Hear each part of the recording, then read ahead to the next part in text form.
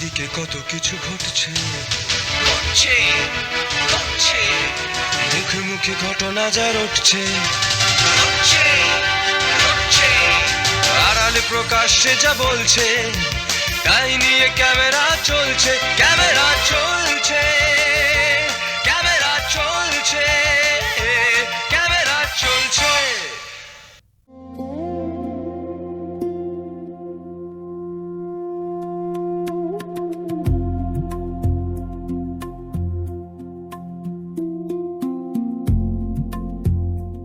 তেত্রিশ বছরের পুরনো প্রতিষ্ঠান বাগেশ্বরী মিউজিক একাডেমি। মূলত বাংলা গান ও শাস্ত্রীয় সঙ্গীত শেখানো হয় সল্টলেক ও বেলেঘাটায়। বিশদ জানতে যোগাযোগ করুন 9231087937। বাগেশ্বরী মিউজিক একাডেমির উদ্যোগে সম্প্রতি সল্টলেকের রবীন্দ্র ওকাকুরা ভবনে আয়োজিত হল এক বিশেষ সাংস্কৃতিক অনুষ্ঠান। একাডেমির ৩২তম বর্ষপূর্তি উপলক্ষে এই অনুষ্ঠানের মূল আকর্ষণ ছিল কবি প্রণাম। ২৫শে বৈশাখের পুণ্যলগ্নে বিশ্বকবিকে সশ্রদ্ধ প্রণাম জানিয়ে শুরু হয় এই আনন্দযজ্ঞ। একাডেমির শিল্পীরা সমবেত কণ্ঠে রবীন্দ্রসঙ্গীতের মূর্ছনায় অনুষ্ঠানের সূচনা করে।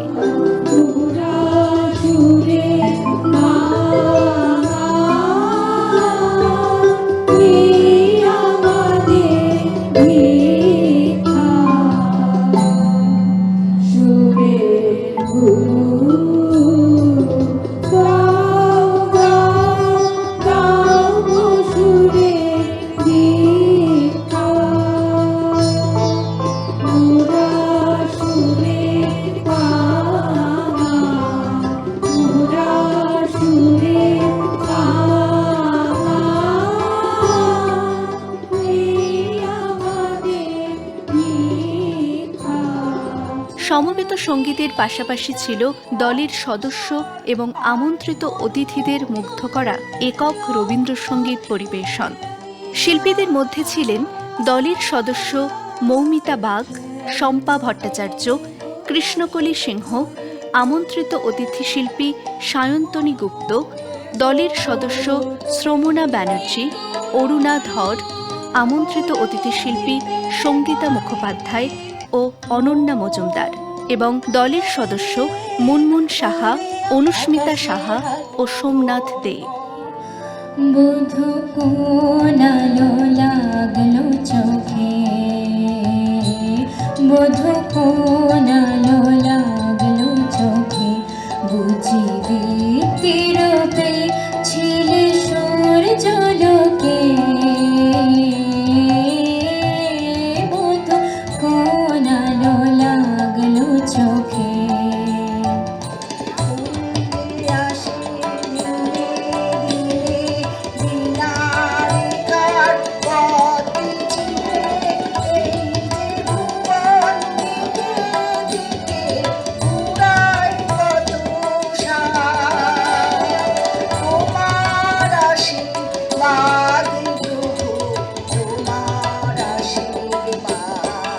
খেলা ঘর বাঁধতে লেগেছি,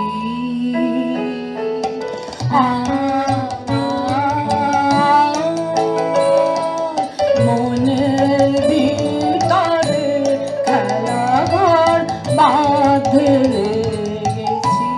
কত রাত তাই তো জেগেছি,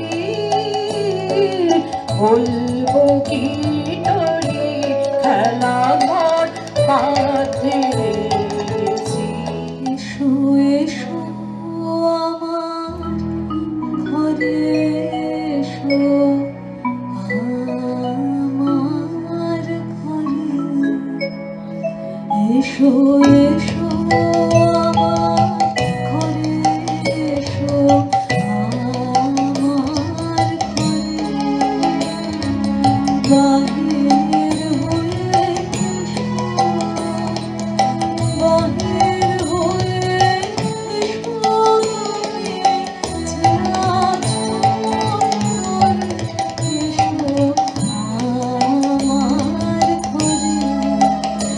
এসো এসো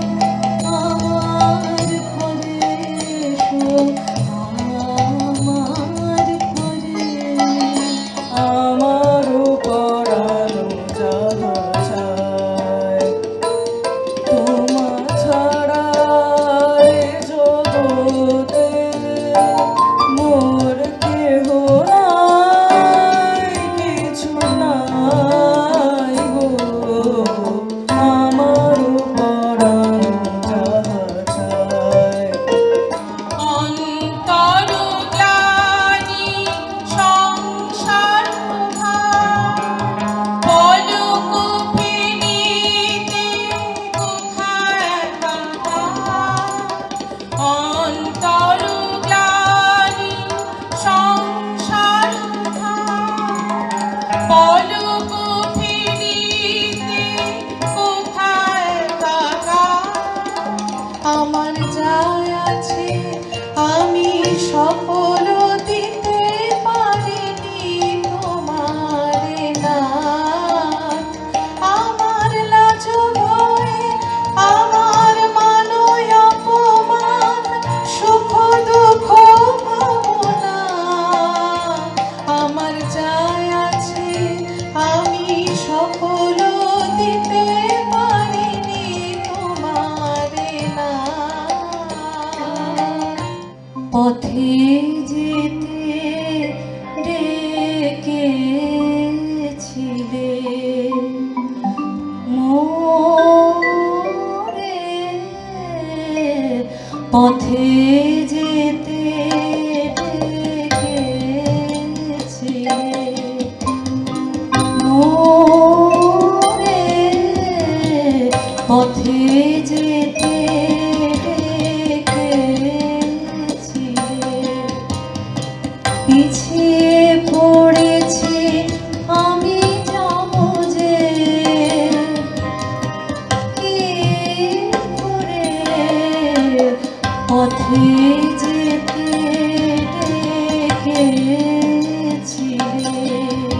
আয় রে ওরে আয় রে তবে মাতরে সবে আনন্দে আজ নবীন প্রাণে বসন্তে ওরে আয় রে ওরে আয় তুমি যে সুরের আগুন লাগিয়ে দিলে মোর প্রাণে এ আগুন ছড়িয়ে গেল এ আগুন ছড়িয়ে গেল সবখানে সবখানে সবখানে তুমি যে সুরের আগুন লাগিয়ে দিলে মোর প্রাণে আনন্দ ঘরে জাগাও গগনে কে আছো জাগিয়া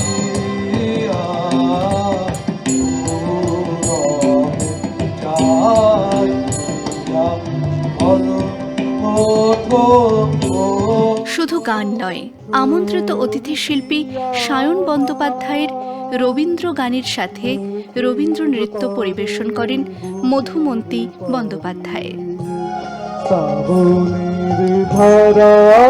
অনুষ্ঠানে উপস্থিত ছিলেন বিশিষ্ট অতিথিবর্গ। এই কবিপক্ষে বাগেশ্রী মিউজিক একাডেমি বিশেষ সম্মাননা জানালো আমন্ত্রিত শিল্পীদের এবং প্রধান অতিথি রবীন্দ্রভারতী সোসাইটির সম্পাদক সিদ্ধার্থ মুখোপাধ্যায়কে।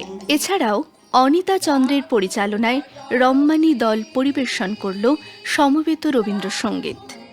বাগেশ্রী মিউজিক একাডেমির মূল কাণ্ডারি ভাস্বতী দত্ত শোনালেন গান এবং বললেন,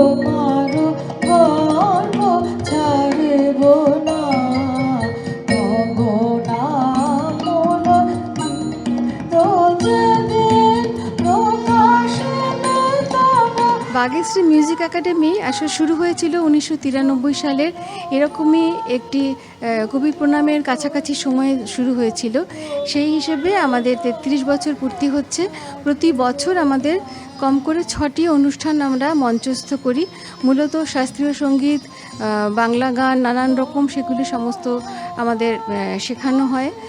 ছাত্রছাত্রীরা ভীষণ আনন্দের সঙ্গে অংশগ্রহণ করেন।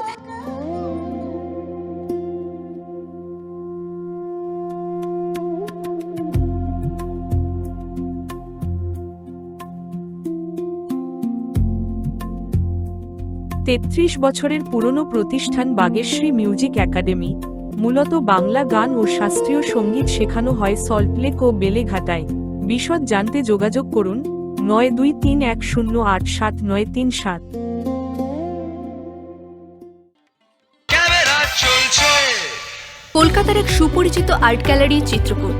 1985 সালে চিত্রকূটের পথ চলা শুরু। আর্লি বেঙ্গলের প্রখ্যাত শিল্পীদের ছবি, কালীঘাটের পটের প্রদর্শনী প্রদর্শিত হয়। চিত্রকূট আর্ট গ্যালারি শিল্পপ্রেমীদের জন্য একটি দ্রষ্টব্য স্থান। ঠিকানা 55 গড়িয়াহাট রোড।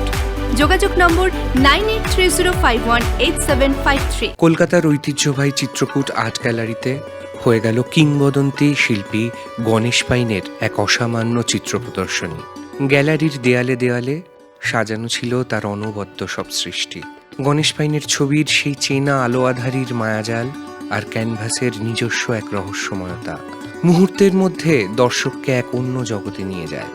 সন্ন্যাসী থেকে শুরু করে কাঠের ঘোড়ায় আশীন শিশু, কিংবা রাতের অন্ধকারে অশ্বারোহী যোদ্ধা, প্রতিটি ছবি যেন এক একটি রূপকথার গল্প বলছে। বাংলা লোককথা, পুরাণ আর স্বপ্ন ও দুঃস্বপ্নের মিশেলে তৈরি তার ছবিতে বারবার ফিরে এসেছে মৃত্যু, নিঃসঙ্গতা আর প্রাণীদের ঠান্ডা দৃষ্টি। তিনি বানিয়েছিলেন নিজের এক ব্যক্তিগত জগৎ। তবে শুধু ক্যানভাসের পূর্ণাঙ্গ ছবিই নয়, এই প্রদর্শনীর অন্যতম আকর্ষণ হল শিল্পীর নিজস্ব স্কেচ।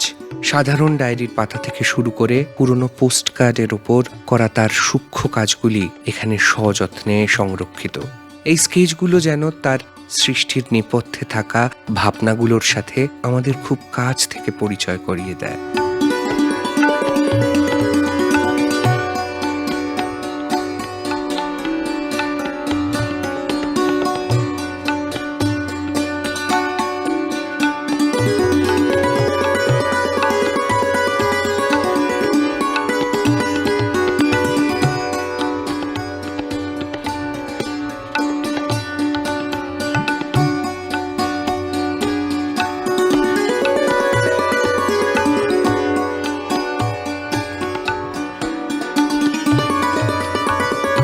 আর্ট গ্যালারিতে ছিল শিল্পের সাথে বিজ্ঞানের এক অপূর্ব মেলবন্ধন।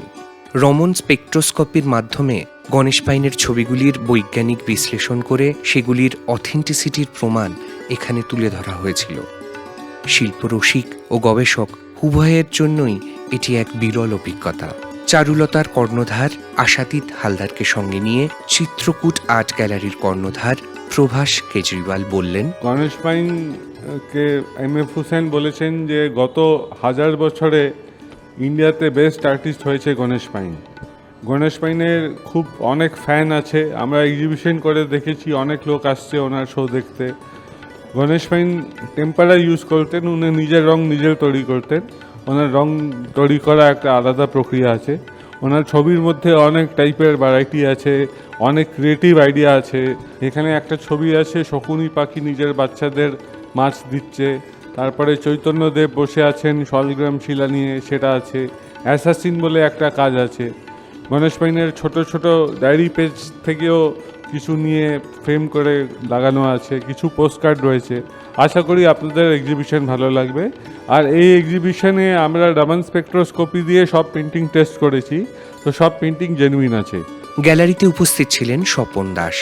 তৃষা চক্রবর্তী বললেন, এখানে সমস্ত ছবি সায়েন্টিফিক এভিডেন্স দিয়ে টেস্ট করা আছে রামান স্পেকট্রোস্কোপির মাধ্যমে। তো আমি সেই রামান স্পেকট্রোস্কোপি টেস্টিংয়ের কাজগুলো করে থাকি। সোজা কথায় বলতে গেলে আমি এখানকার পিগমেন্ট অ্যানালিস্ট।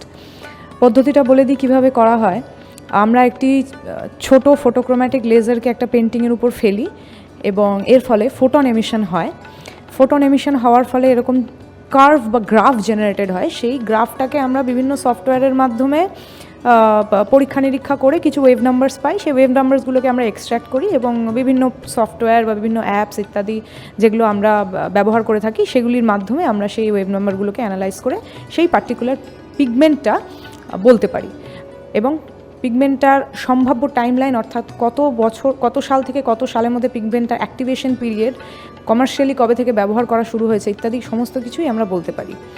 তো এইভাবে আমি এবং এখানে উপস্থিত আমরা সকলে মিলেই চেষ্টা করেছি যে এই ছবিগুলোর পিগমেন্ট অ্যানালিসিস করার, এবং যতদূর সম্ভব আমরা চেষ্টা করেছি কাজটাকে সম্পন্ন করার। 2000 সাল থেকে চারুলতা ধারাবাহিকভাবে চিত্র প্রদর্শনীর আয়োজন করে আসছে। দিল্লি থেকে কলকাতা 30টির বেশি সফল প্রদর্শনীর পর বিশ্বমঞ্চে তুলে ধরছে নতুন ও পুরনো প্রতিভাধর শিল্পীদের।